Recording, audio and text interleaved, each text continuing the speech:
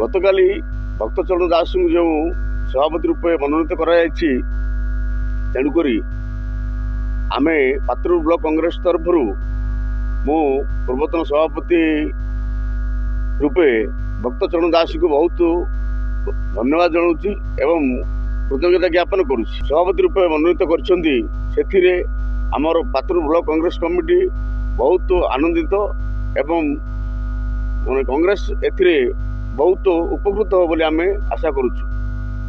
एथिपाई कांग्रेस खड़गे सार को एवं सोनिया गांधी एवं राहुल गांधी को आमे अशेष अशेष धन्यवाद दौचु। एथिरे भक्तचरण दास आमर ओडिशा को पुनर्जीवित करी कांग्रेस को दृढ़ संगठन दे आसंता निर्वाचन में विजय करिए बोली आमर समस्त दृढ़ आशा।